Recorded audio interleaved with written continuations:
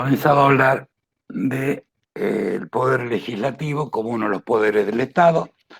Normalmente, y por la lamentable práctica institucional de este país, cuando uno pregunta en la calle a los alumnos en distintos lados, hagan el ejercicio, los invito. ¿Quién gobierna la Argentina? La respuesta siempre es el presidente. Entonces nos olvidamos de que hay otros dos poderes que comparten, forman trilogía que tiene a su cargo el ejercicio de las potestades públicas a través del gobierno del Estado.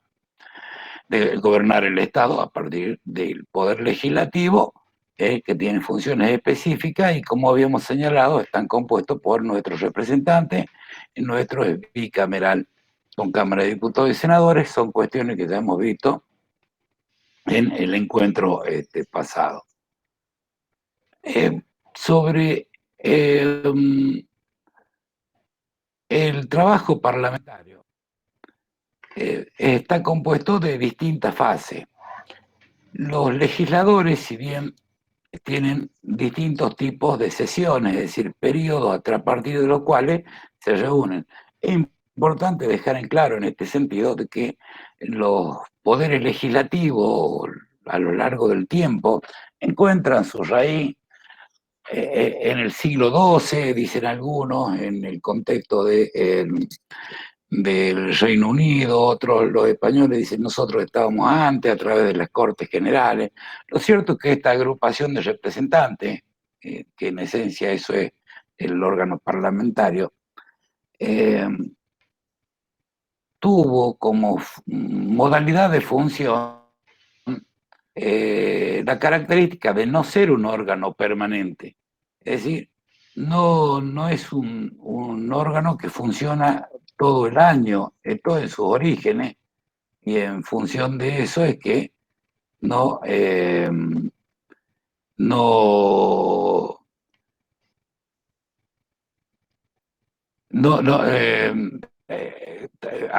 funcionaba de manera fraccionada, o cuando lo convocaba el monarca, o cuando las constituciones empiezan a poner periodos de reunión de los congresos.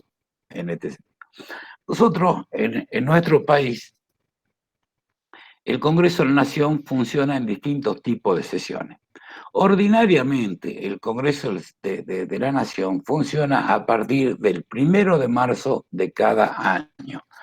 El Congreso de la Nación inicia sus sesiones ordinarias el gracias Juan, el 1 de marzo de cada año inicia sus sesiones nuestro Congreso Nacional. Fíjense qué interesante que esta fecha que estamos, fines de febrero, vamos a tener oportunidad de ver dos cuestiones que tienen que ver con nuestro Parlamento en vivo y en directo. El primero de ellos es esto que hacemos alusión, el periodo ordinario de sesiones. Decimos que el Congreso funciona a partir del 1 de marzo y hasta el 30 de noviembre de cada año. Este periodo, así, de marzo a noviembre, se llama periodo ordinario de sesiones.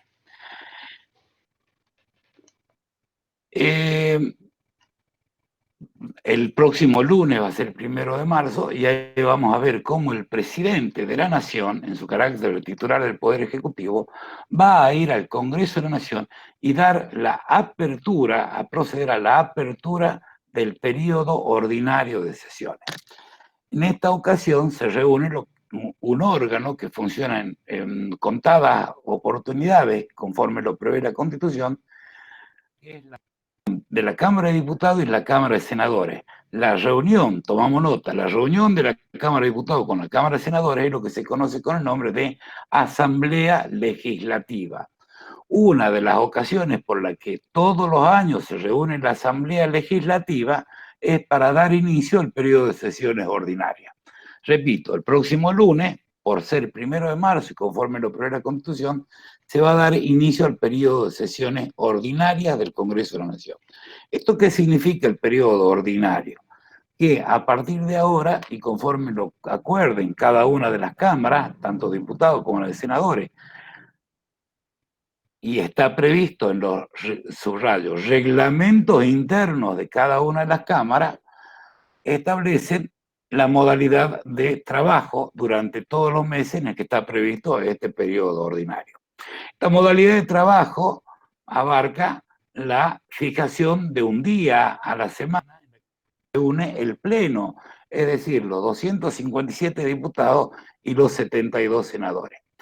Para que cada una de las cámaras funcione, para que se pueda reunir y sus decisiones tengan validez, requieren de la asistencia mínima, de una asistencia mínima del legislador en cada una de las cámaras. Esta asistencia mínima, lo que va a dar razón y sustento a la toma de decisiones que lleva adelante cada cámara, es lo que se conoce con el nombre de quórum. ¿Sí? El quórum, esta palabra latina, ¿sí?, nos da idea de cuál es la cantidad de miembros de cualquier cuerpo legislativo o cualquier cuerpo colegiado para que éste pueda tomar una decisión. Imagínense, ¿cómo se toma la decisión sobre 257? Bien, por votación. Bueno, pero para que empiecen a deliberar, necesitamos un mínimo de asistencia, ¿o no? Es algo lógico que en cualquier organización que implique un cuerpo colegiado requiere de un mínimo de asistencia.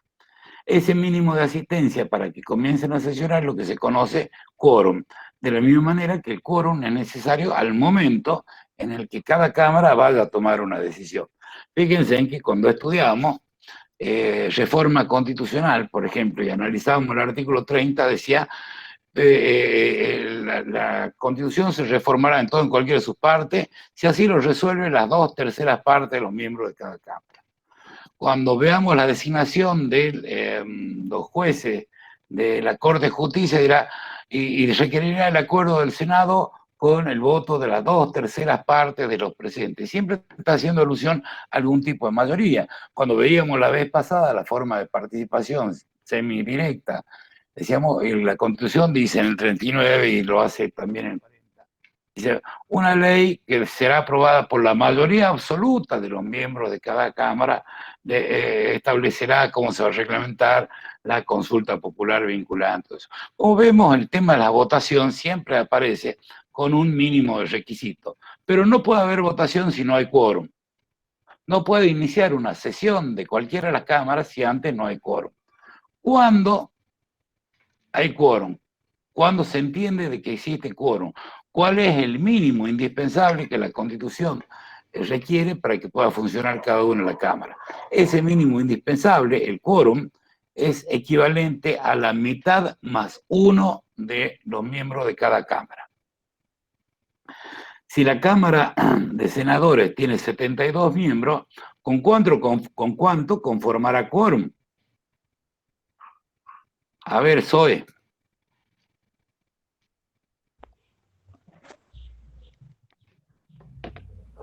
72, dijo, profe. Así es. 36. ¿36 qué de 72? ¿Cómo que? Ruth, escucha, a ver, prestamos de nuevo atención. El quórum es equivalente a la mitad más uno de los miembros de cada cámara. La Cámara de Senadores tiene 72 miembros. ¿Con cuántos conforma quórum?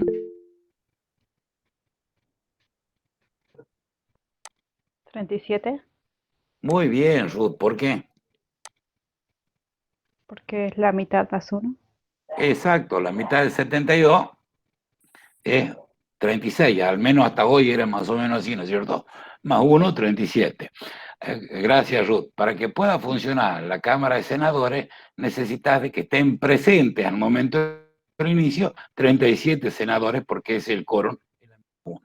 ¿Qué pasa cuando el número es impar? En el caso de la Cámara de Diputados, ustedes son contadores. 257, ¿cuánto es el quórum de 257?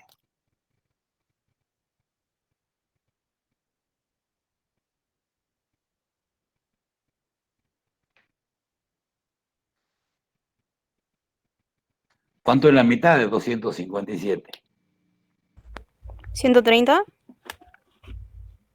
No. ¿Ya aprobó matemática? 128,5.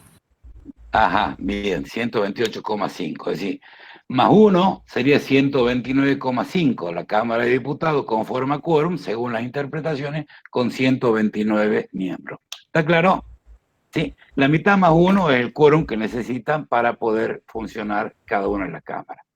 ¿Sí, Marisol? Sí, sí, yo lo estaba tomando como entero, digamos, tal que la persona no se puede dividir, entonces por eso redondeé para arriba. Claro, claro. Exacto, está bien. Sí, sí, acá se procede a redondear. Algunos dicen que redondear para abajo, otros para arriba en el tema del quórum. Eso va a depender exclusivamente de los reglamentos internos que tomen cada una de las cámaras, si deciden redondear para abajo o redondear para arriba. Gracias, Marisol. Gracias por el aporte. Bueno, este es el quórum. Las sesiones ordinarias entonces se llevan adelante a partir del 1 de marzo. Y ahí el que decide, cada cámara va a decidir cuáles son los temas que van a ir dando tratamiento. Por eso lo establecen a través de lo que se conoce el orden del día. Fíjense, si iniciado el periodo ordinario, dirán, la Cámara de Diputados tratará en su orden del día un proyecto referido a tal cosa. Entonces estamos viendo que son decisiones de cada una de las cámaras qué temas va a ir tratando para darle sanción, que es lo que corresponde a cada una de las cámaras. También podrán pedir informe y demás, que ya lo vemos enseguida.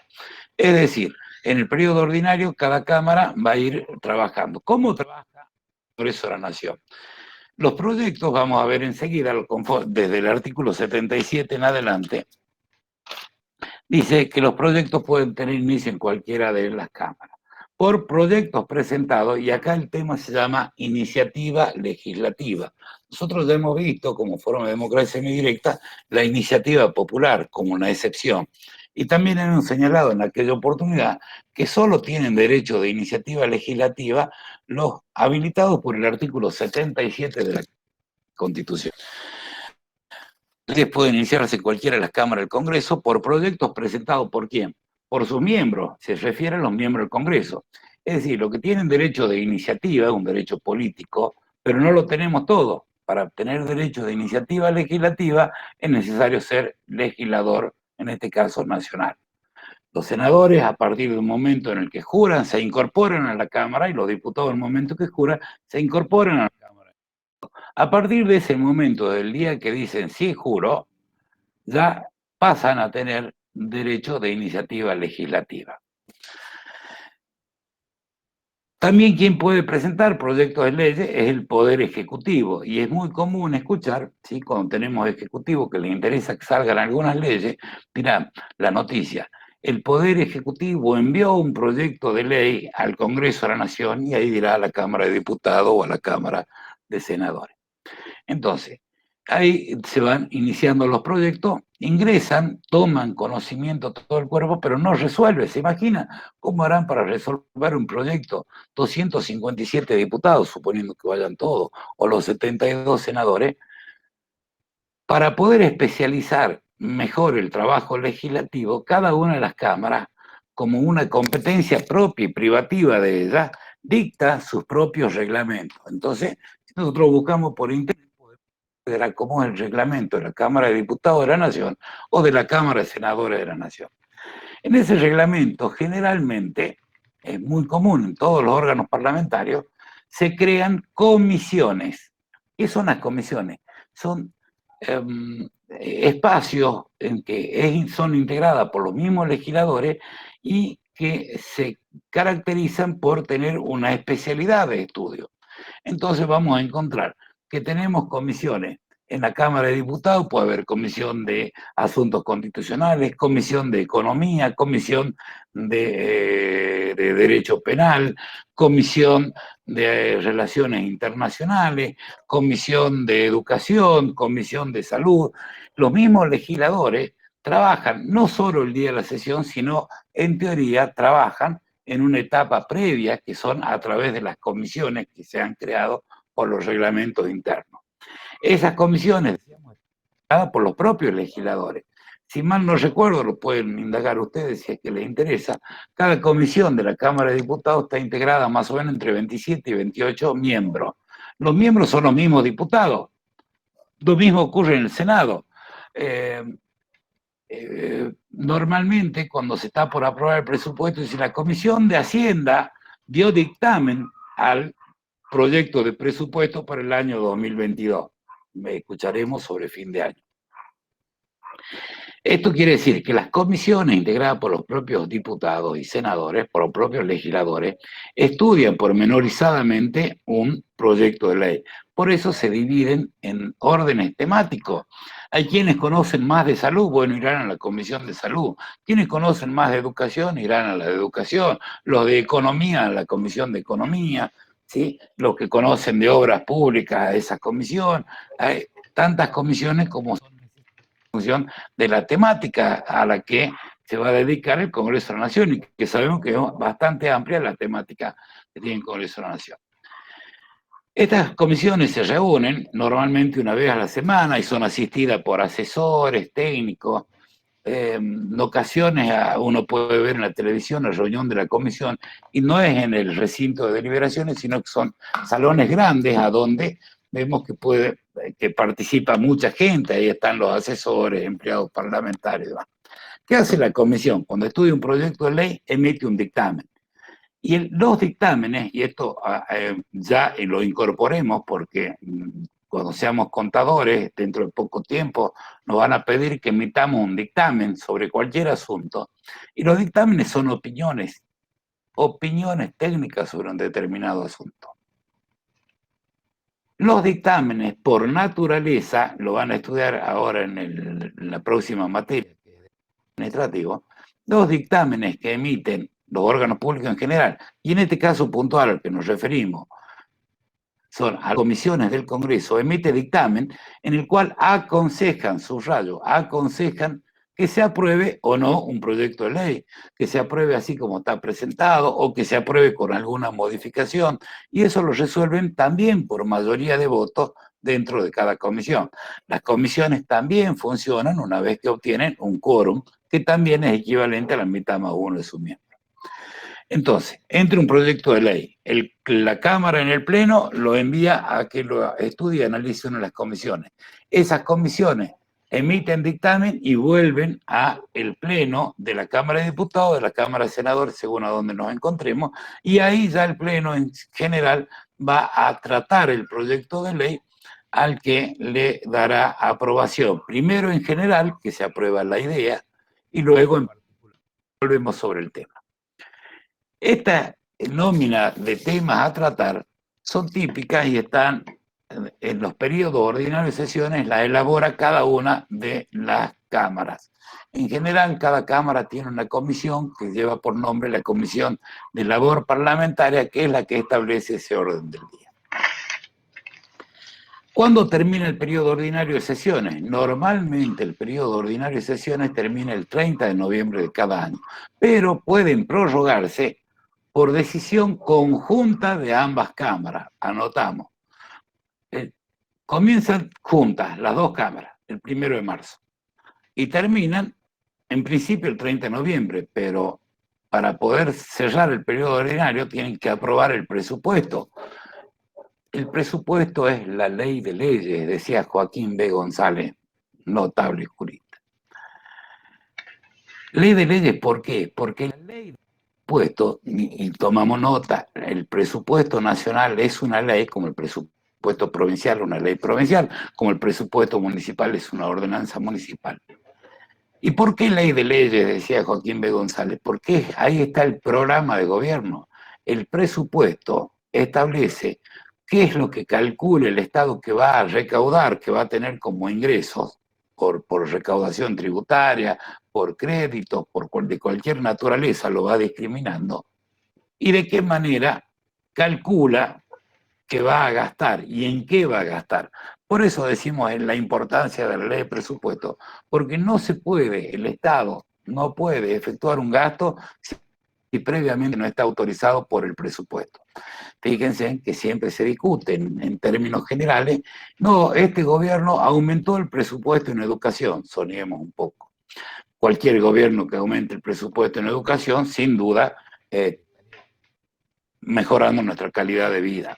¿Qué significa aumentar el presupuesto? Que va a disponer más dinero para que se gaste en el área educativa. ¿Sí? 1 o 2 puntos del presupuesto es mucho dinero, yo no me acuerdo exactamente, pero para que tengamos una idea de cuánto dinero es. No me acuerdo si el presupuesto provincial tiene un presupuesto de la provincia de Salta, un presupuesto algo así de 160.000 millones de pesos, 16.000 millones de pesos, una cosa así, perdón, el tema, o sea, y calcula en la nación, que es mucho más dinero, y lo que significa aumentar 1 punto o 2 del presupuesto para una determinada cuestión. Bueno, el presupuesto debe ser aprobado por el órgano legislativo. Y no puede haber gastos, repito, si no hay una autorización presupuestaria previa. No dice el presupuesto, va a gastar 200 pesos en lápices. No, no, no. Lo distribuye en general por áreas de gobierno. Entonces, para el área educativa, para el área de obras públicas, ¿sí? Si nosotros queremos tener una autopista, qué sé yo, bueno, tiene que estar en el plan de obras públicas que prevea la partida presupuestaria. Esto del presupuesto es algo que tienen que manejarlo con mucha solidez porque es específica su formulación por parte de los contadores en general. Nosotros ya tenemos idea de lo que es un balance, ¿no es cierto? Bueno, ahí tenemos por un lado gastos y por el otro los ingresos. Bueno, un presupuesto tiene una naturaleza medianamente parecida, pero como la palabra lo indique, presume qué es lo que va a gastar para el futuro. Normalmente los presupuestos son anuales. Si el Congreso de la Nación el 30 de noviembre no aprobó el presupuesto, prorroga sus sesiones normalmente. ¿Puede prorrogar la Cámara de Diputados y no la de senadores? ¿O la de senadores y no la de diputados? No, no puede, porque la prórroga de las sesiones debe ser una decisión conjunta de ambas cámaras. Entonces son como los pedales de la bicicleta, ¿sí? Funcionan los dos, si no, no funciona la bicicleta. El Congreso de la Nación tiene que funcionar las cámaras, tanto de diputados como senadores, de manera simultánea, ¿Está claro? Bueno, y esta es la posibilidad a lo que dentro del periodo ordinario se conoce con el nombre de sesiones de prórroga, pero las sesiones de prórroga forman parte, desde nuestro punto de vista, de lo que conocemos como sesiones ordinarias. Decíamos que los reglamentos de cada una de las cámaras establecen y fijan lo que se conoce con el nombre de días de tabla. Esto significa qué día de la semana se va a reunir. La Cámara de Diputados dirá, nos vamos a reunir todos los días martes, ¿sí?, a las 16 horas en el recinto. Y la Cámara de Senadores dirá, no, nosotros nos vamos a reunir todos los jueves. Entonces ahí se lleva adelante el periodo ordinario. Cuando exista alguna necesidad de tratar un tema fuera de los días de tabla, fuera de los días establecidos por resolución de cada una de las cámaras, y digo de cada una de las cámaras, no de las dos juntas, cada una independientemente de si quería reunir. Si ocurre una necesidad de reunirse fuera de esos días, llevan adelante lo que se conoce con el nombre de sesiones especiales. Las sesiones especiales son convocadas a requerimiento de normalmente 1/3 de los miembros de cada una de las cámaras para tratar temas determinados. No se llama como en una sesión ordinaria tratarlo del orden del día y después veamos qué otros temas, presentamos un proyecto sobre tabla, que son los que no tienen estudios de comisiones. Esto no se puede hacer en una sesión especial. En las sesiones especiales solamente se tratan los temas para los que ha sido convocado. Fuera del periodo ordinario de sesiones, supongamos que termine un periodo ordinario el 30 de noviembre del 2021. Para que se vuelva a reunir el Congreso será el próximo 1 de marzo del 2022. O sea que hay un periodo que el Congreso no está en sesiones. Nosotros ya hemos visto, ya hemos hablado de esto, cuando hablábamos de la declaración del estado de sitio, de la intervención federal, o sea, y el Ejecutivo podrá decretarlo en caso de que el Congreso se encuentre en receso. El periodo comprendido, entonces, fuera del periodo ordinario, esto es normalmente entre el 30 de noviembre y el 1 de marzo, es el periodo de receso del Congreso de la Nación. ¿Puede sesionar el Congreso por alguna urgencia o emergencia? Sí, puede sesionar. ¿Cómo lo hace? A través de lo que se conoce con nombre de sesiones extraordinarias.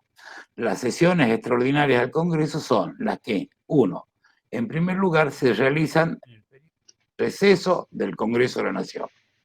Dos, son convocadas por el Poder Ejecutivo. Por el Poder Ejecutivo, es decir, el presidente es el que convoca a sesiones extraordinarias. ¿Puede convocarla alguna parte, algunos miembros del Congreso de la Nación? Sí, una parte, un tercio de cada una de las cámaras puede solicitar al Ejecutivo a que éste convoque sesiones extraordinarias. Pero por sí, el Congreso, por sí solo, no puede convocar a sesiones extraordinarias, sino que siempre es el Ejecutivo, el presidente, el que convoca sesiones extraordinarias. ¿Estamos? En tercer lugar, en las sesiones extraordinarias solo y exclusivamente se tratan los temas motivos de la convocatoria. Si ustedes han seguido estos días los medios de comunicación, por ejemplo en la provincia, pues en la provincia y en el municipio normalmente se repiten este tipo de sesiones extraordinarias y especiales. Nos vamos a dar cuenta de que esta semana terminó un periodo de sesiones extraordinarias que había convocado el gobernador de la provincia, a donde, entre otras cosas, se propuso tratar la declaración de necesidad de reforma a la Constitución de la provincia. Antes de ayer, la Cámara de Diputados, en sesiones extraordinarias, porque para eso nada más la había convocado el Ejecutivo Provincial, dio acuerdo a la renovación o a la reforma a la Constitución. Entonces, está clara, las sesiones extraordinarias, fuera del periodo ordinario, son convocadas por él de sesiones, son convocadas solo por el Poder Ejecutivo y solamente se tratan en ellas aquellos temas, motivos de la convocatoria, sin que pueda incorporarse otro tema que no sea el de la convocatoria por parte del Poder Ejecutivo. ¿Están claros los tipos de sesiones? ¿Alguna duda? Avanzamos. Decíamos entonces que las cámaras tienen funciones específicas y genéricas. Las dos cámaras tienen las funciones que les otorga el artículo 75. Pero hay algunas funciones que solamente pueden llevar adelante la Cámara de Diputados y otras que exclusivamente la Cámara de Senadores. Sobre esto creo que también ya nos habíamos referido la semana pasada, ¿sí? Decíamos de que la Cámara de Diputados tiene como competencia exclusiva, ¿sí?, iniciar los proyectos de leyes que se refieran a tributos. Cualquier tipo de tributo o impuesto que se quiera imponer para toda la República Argentina debe necesariamente tener como Cámara de origen a la Cámara de Diputados.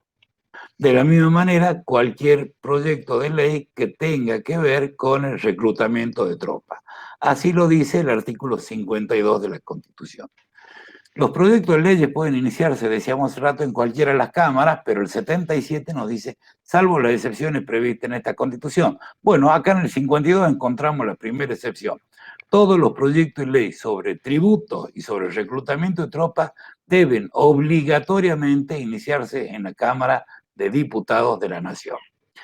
También nosotros sabemos, porque ya hemos visto en ocasión anterior, cuando analizamos el 39 y 40, que los proyectos de iniciativa popular deben ser presentados ante la Cámara de Diputados, o sea que la Cámara de origen para proyectos sobre iniciativa popular es la Cámara de Diputados. De la misma manera, los proyectos que tengan por finalidad someter a consulta popular vinculante algún proyecto de ley debe tener como Cámara de origen a la Cámara.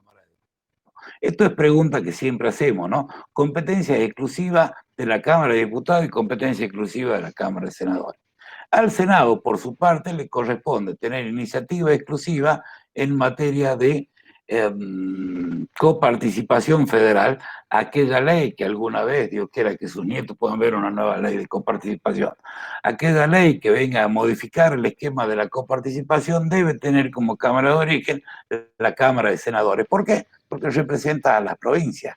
De la misma manera lo prevé también el artículo 75, aquellos proyectos de leyes que tengan por finalidad de establecer regiones para el progreso de las diversas provincias. Mientras que, como la Cámara de Diputados representa al pueblo de la Nación Argentina, lo que es muy importante para los diputados es para los habitantes la propiedad. Entonces, diputado que representa al pueblo debe ser Cámara de Origen. La libertad, aquellos que establezcan el reclutamiento de obligatoriamente te limita la libertad, también deben tener Cámara de Origen, la Cámara de Diputados, y de la misma manera que la iniciativa popular, la Consulta Popular, porque están en juego esta cuestión. Fuera de la Constitución, la ley de administración financiera, que seguramente estudiarán en el futuro, prevé que el proyecto de ley de presupuesto nacional, tenga como Cámara de Origen la Cámara de Diputados. Esto no lo dice la Constitución, sí lo dice la Ley de Administración Financiera. También por la misma razón que representa al pueblo de la nación argentina. Estos son temas, esto que acabo de señalar, son temas para tenerlo muy en cuenta al momento de analizar la materia. El juicio político, dentro de la forma de democracia semidirecta, nosotros no tenemos en nuestro país, al menos en el ámbito nacional, lo que se conoce como la revocación popular de mandato. Es decir, cuando alguien que le dimos el mandato, si no cumple con las funciones para las que lo habíamos elegido o aquello que se había comprometido a hacer, no tenemos forma de destituirlo porque no existe en la Constitución de la Nación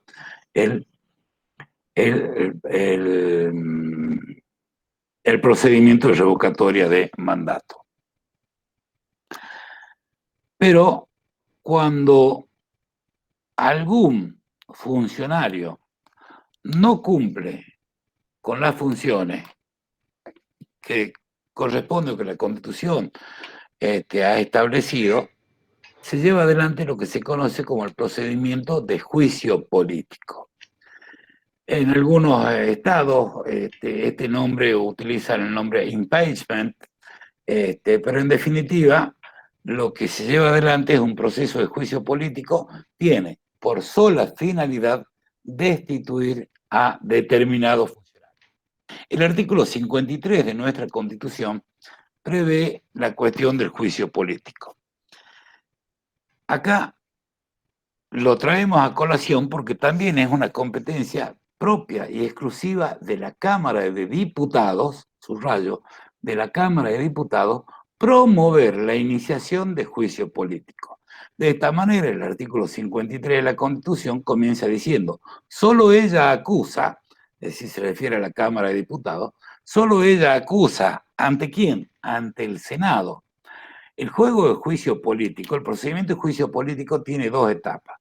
Por un lado, una Cámara que acusa y por otro lado, una Cámara que juzga.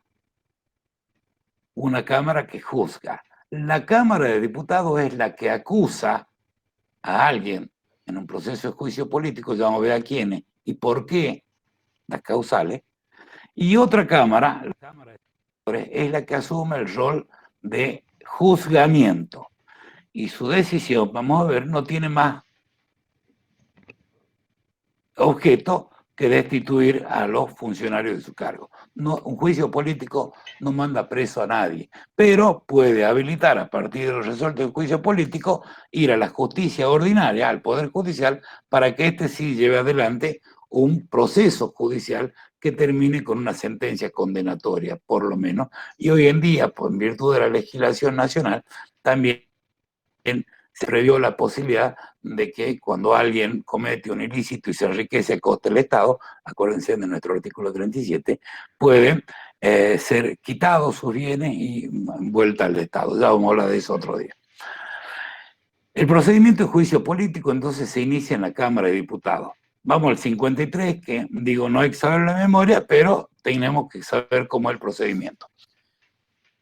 Solo ella acusa ante el Senado a quienes, y acá están los únicos funcionarios que están sujetos a juicio político. Del Poder Ejecutivo, esto lo explicamos para que sea más fácil al momento de estudiar. Del Poder Ejecutivo, ¿quiénes están sujetos a juicio político? El presidente, vicepresidente, el jefe de gabinete de ministros y los ministros del Poder Ejecutivo.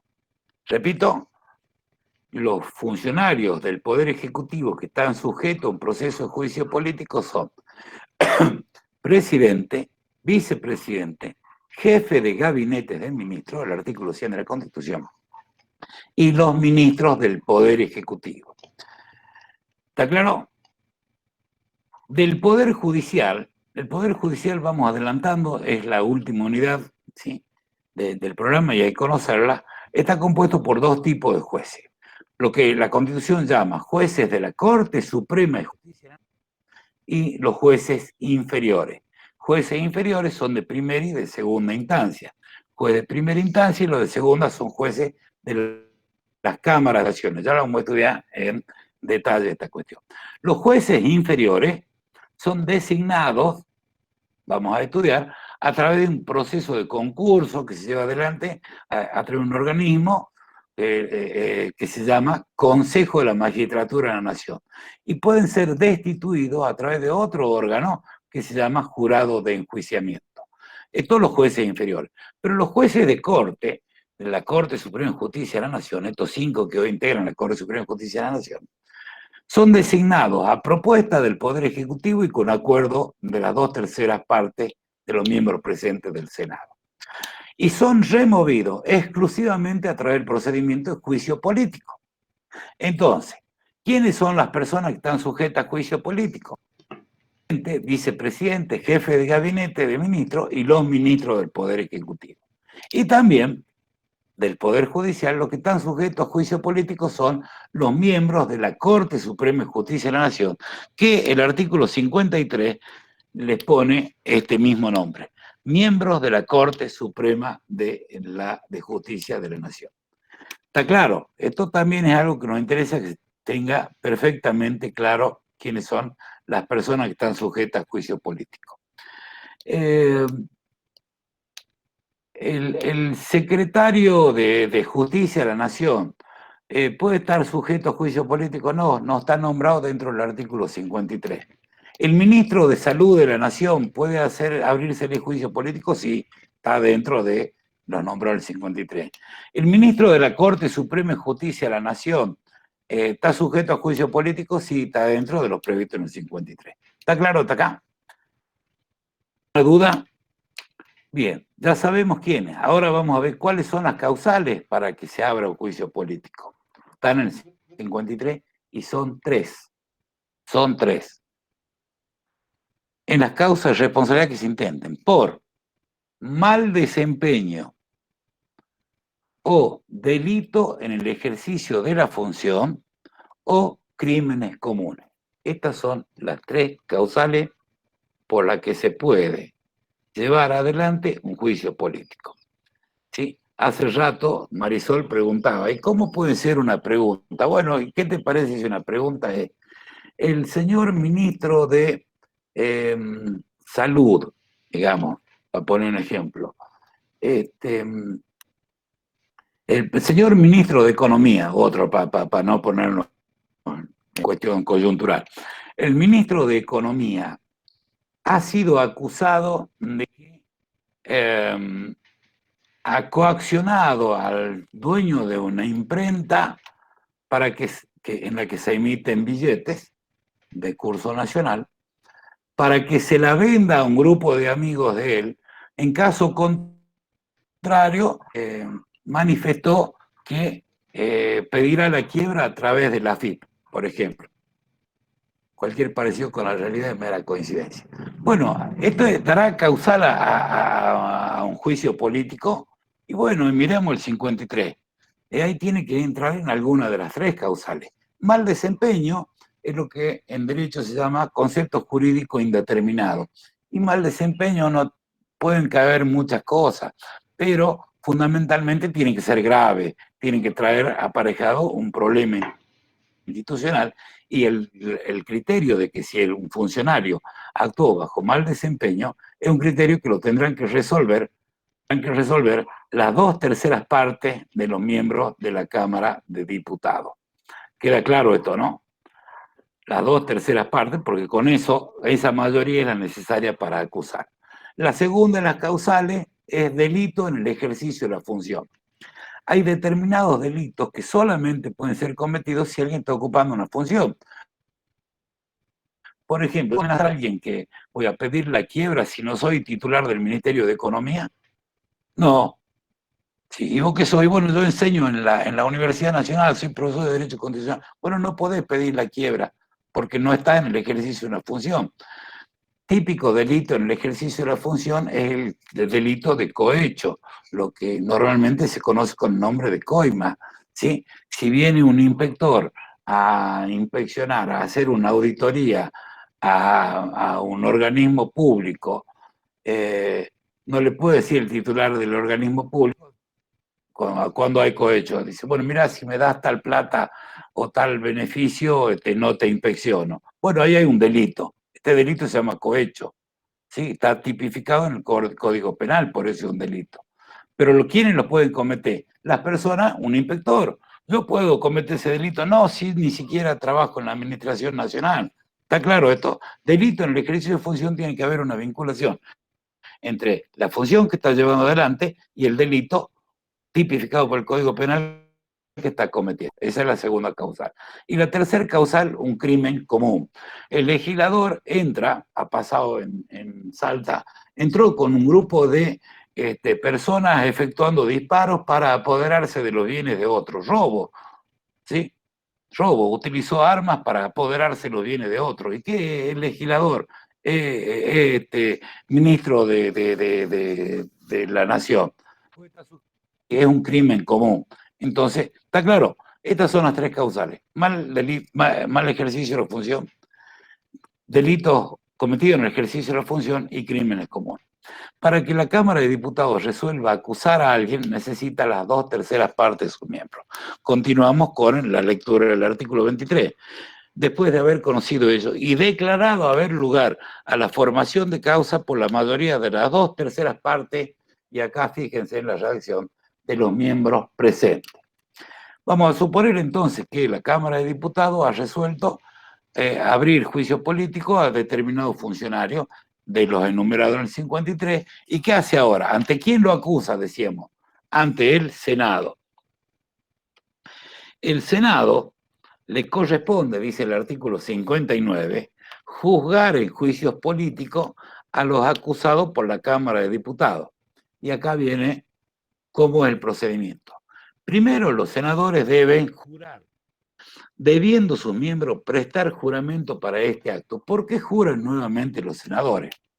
Porque van a cumplir una función de jueces, una función jurisdiccional. Van a resolver ante una acusación hecha a donde se plantearán, venimos a acusar a fulano de tal por, y fundamentarán algunas de las tres causales que acabamos de leer en el artículo 53, y ahí se inicia el proceso judicial proceso jurisdiccional dentro de la Cámara de Senadores. Los jueces van a ser los senadores. Obviamente que como en todo proceso, y ustedes ya lo hemos estado viendo, es necesario, en función del principio de legalidad, el legítimo derecho de defensa.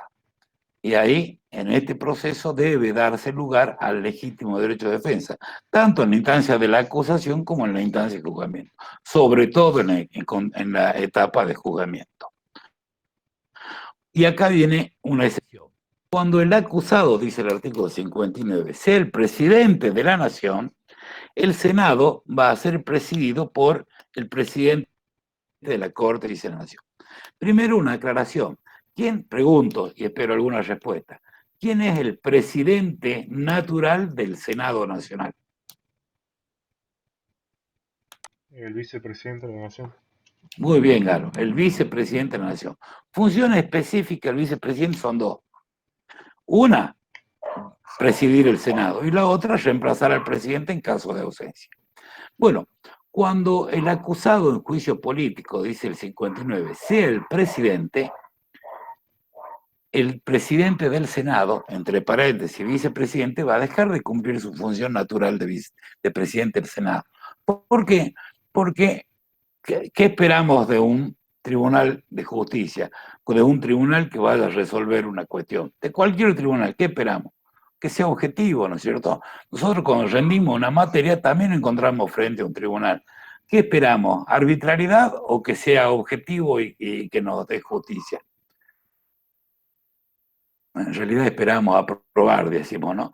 Pero bueno, pero Lo que no quiere es que haya una arbitrariedad y que injustamente, y porque esté de mal humor el profesor, me aplace, ¿sí? Entonces, bueno, de la misma manera, para que haya objetividad en la decisión, el constituyente del 53 creyó de que el vicepresidente, al conformar la misma fórmula con el presidente, actúan en conjunto, son amigos, es decir, participan de los mismos ideales o forman parte del mismo esquema. Por eso, para garantizar la objetividad de ese juicio político, lo cambia. El vicepresidente deja de presidir el Senado y en su reemplazo aparece el otro poder del Estado, el presidente de la Corte de Justicia.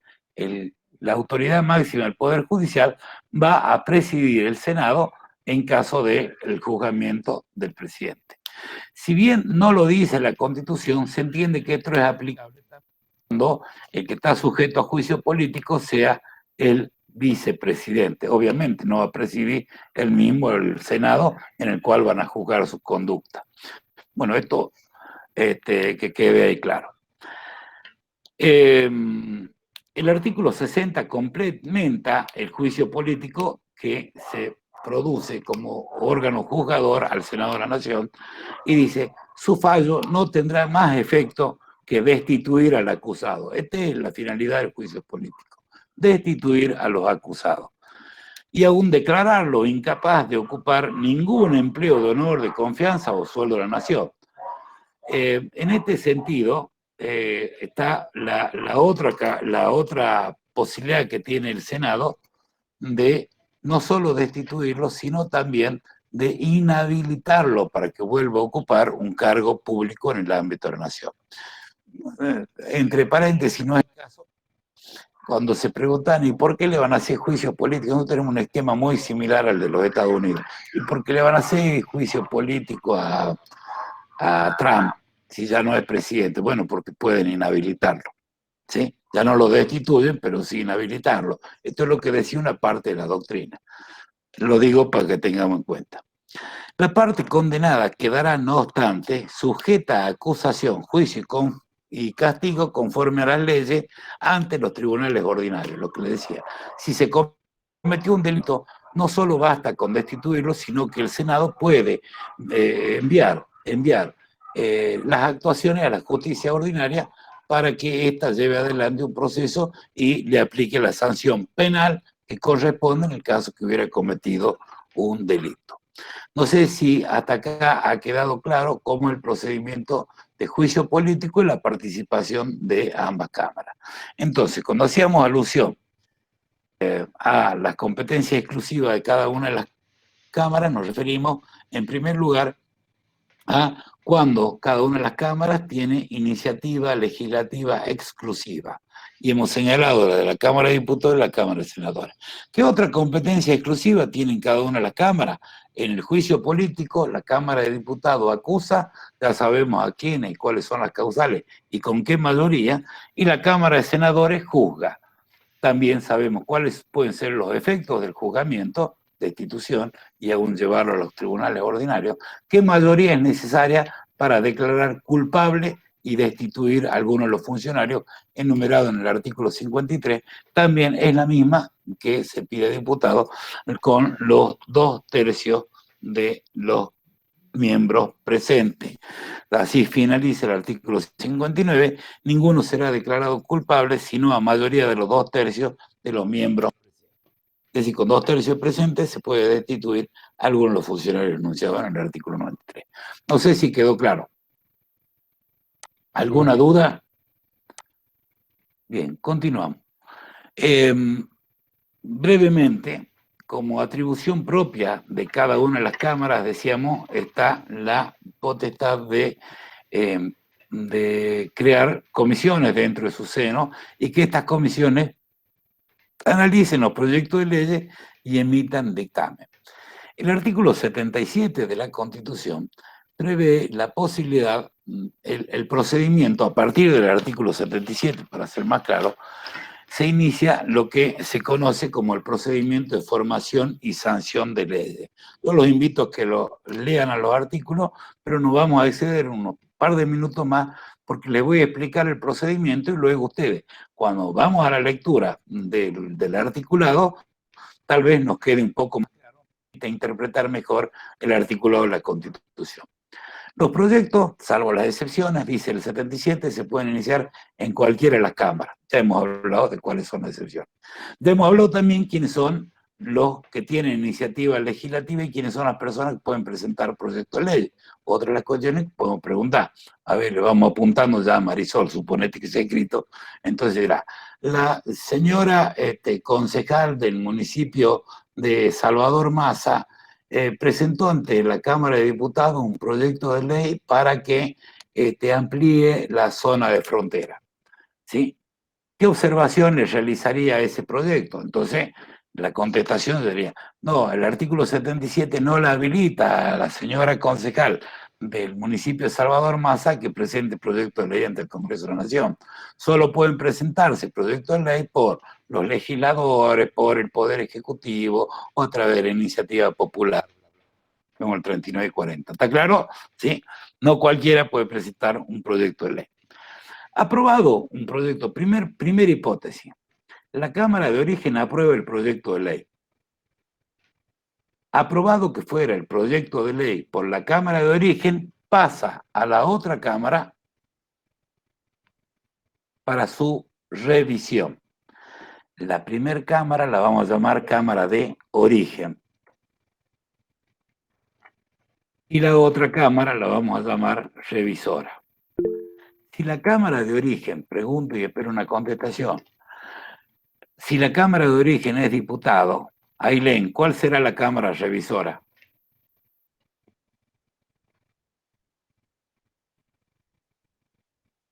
Joldina, Sofía.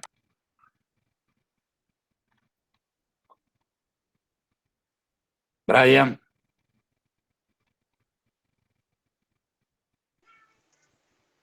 A ver, alguien. ¿De Fácil. senadores? Claro, si la Cámara, gracias, Carolina. Si la Cámara de Diputados es de origen, la revisora va a ser senadores. Si la Cámara de Origen es senadores, ¿cuál será la revisora? Sí, Carolina. Si Senado de Origen, diputado va a ser revisor. ¿Queda claro esto? Sí, profe. Bueno. Si la Cámara Revisora también aprueba el proyecto de ley, ¿pasa a dónde? Al Poder Ejecutivo. La Cámara de Origen, cuando aprueba un proyecto de ley, se dice que le dio media sanción al proyecto de ley. Falta la otra mitad para la sanción. En consecuencia, la revisora, si está de acuerdo, le dará la sanción. Por lo tanto, el Poder Legislativo, en cuanto a la formación de leyes, lo que hace es sancionar leyes. Repito, el Poder Legislativo sanciona leyes. Y pasa, y ya tiene validez, ya basta con que las dos cámaras la hayan aprobado para que sea ley. No, requiere la participación del otro poder del Estado, en este caso del Poder Ejecutivo.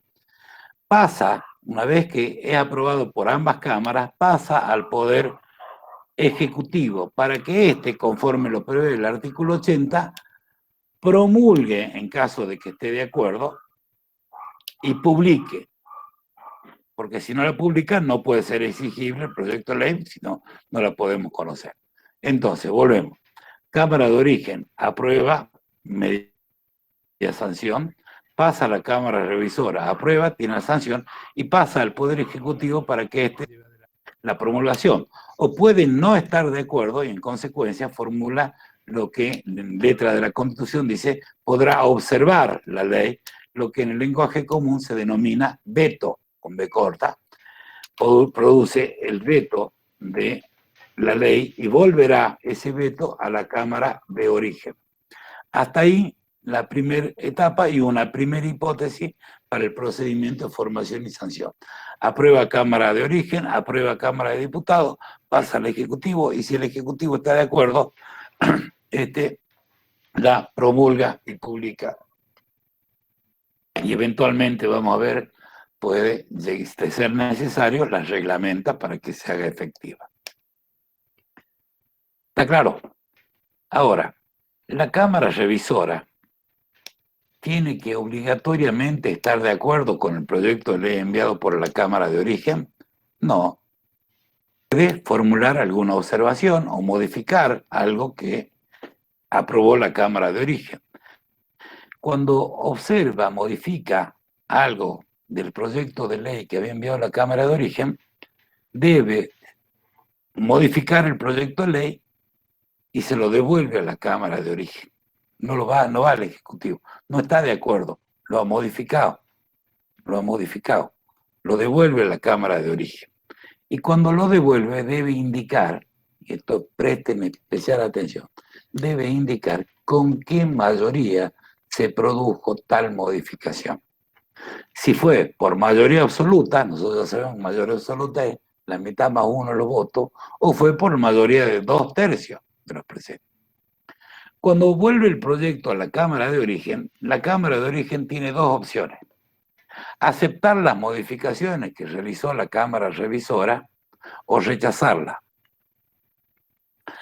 Para rechazarla e insistir con su proyecto original, no le gustó a la Cámara de Origen que se lo modifique la revisora, por eso puede insistir con el proyecto original, repito, sin modificación a la revisora, pero para poder insistir debe alcanzar la misma mayoría con la que la Cámara Revisora efectuó las modificaciones. Por eso es que le tiene que avisar. La revisora le tiene que decir, mira, te hemos modificado el artículo 3 y el 5º no lo queremos. Estos cambios que hicimos del proyecto que mandaste, Cámara de Origen, te lo devolvemos. Y fueron aprobados con la mayoría absoluta o con los 2/3 de los votos. Pero le indica, fueron modificados con la mayoría absoluta de los votos, supongamos.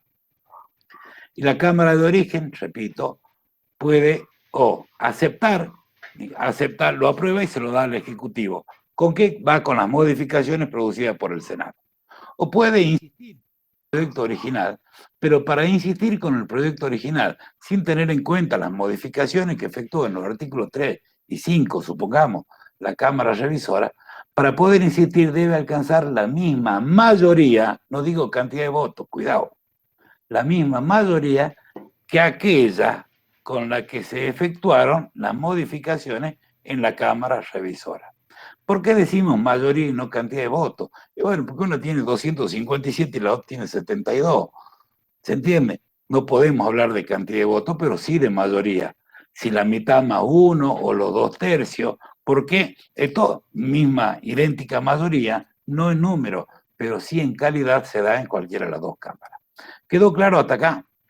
Si insiste la Cámara de Origen con el proyecto original, alcanzando la misma mayoría que aquella con la que la Cámara Revisora efectuó las modificaciones, entonces insiste y se la manda al Poder Ejecutivo, el que podrá promulgar o vetar, que vamos a ver el trámite de la observación o del veto en el próximo encuentro.